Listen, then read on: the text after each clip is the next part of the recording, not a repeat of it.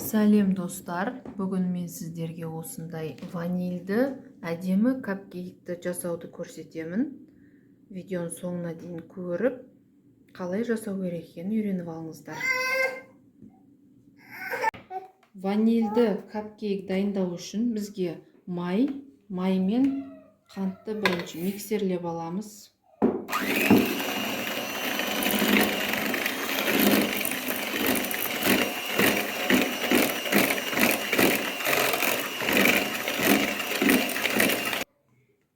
Осылай майымыз ағарғанша миксерлеп алдық. Енді жұмыртқаны бір-бірлеп қосып миксерлейміз.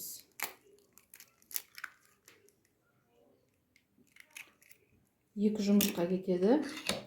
Бір-бірлеп қосамыз.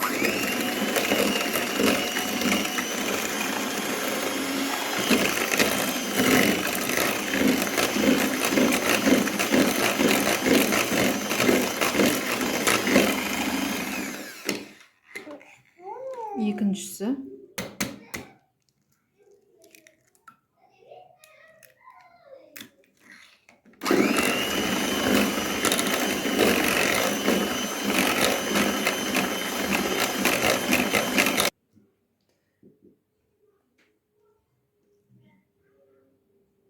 Енді ұн мен разрыхлительді араластырып аламыз. Сосын елекіштен өткізіп,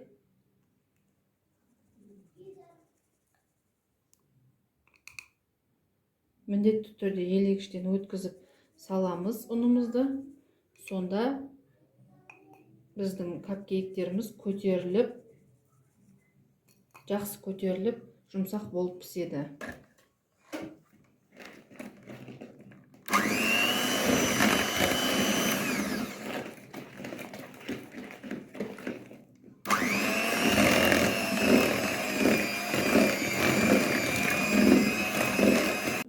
Қосамыз.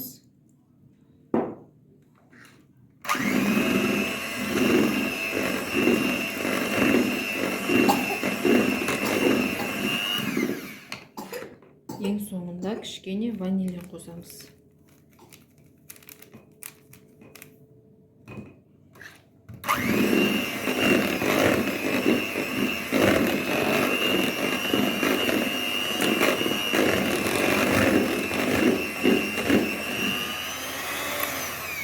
Қазірдің өзінде не деген ароматный иіс шығып жатыр. Қамырымыз дайын. Енді осы қамырды кондитерлік мешокқа салып, формамызға салсақ, өзімізге ыңғайлырақ болады. Пешті 180 градусқа алдын ала қосып, қыздырып дайындап қоямыз.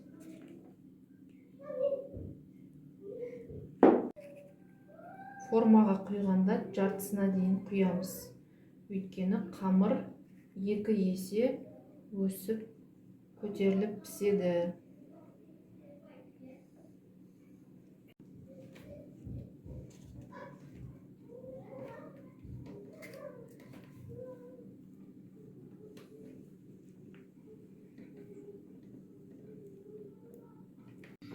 Пісу барысында капкейктеріміз осындай болып көтеріліп жатыр. Капкейктер дайын болды міне. Жаңағы қамырдан 15 штук капкейк шықты.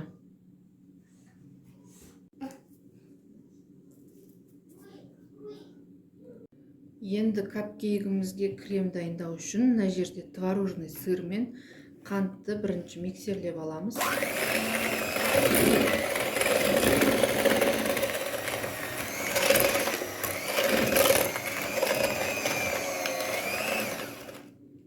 Сосын таразыға қойып 200 грамм сливки құямыз.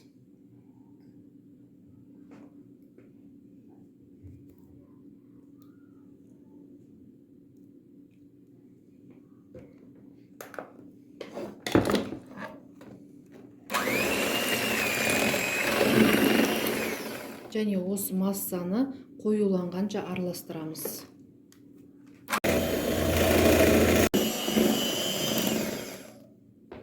Капкейктің шапкасы, яғни кремі дайын.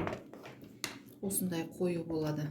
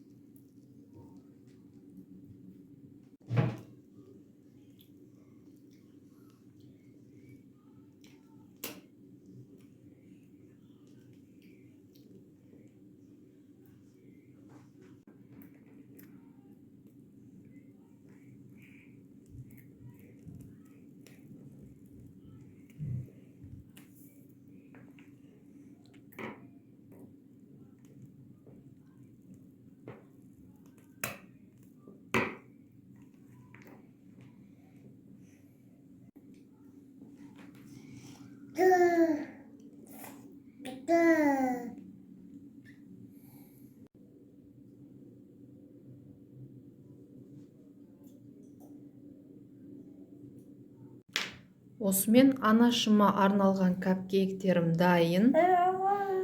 Анашымды қуанту үшін осындай әдемі капкейктерді пісірген болатынмын. Қазір сізге ортасын кесіп көрсетемін. Толық піскен ортасы. Дәмі өте әдемі, ванильді. Енді сіздерге капкейктің ішін көрсетейін, қалай піскенін.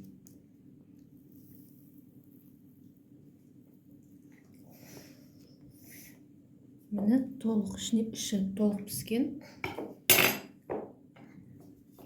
Жұп-жұмсақ, өте дәмді капкейк болып шыққан. Арнаға тіркеліп, лайк басып, комментарий жазып кетіңіздер. Сау болыңыздар.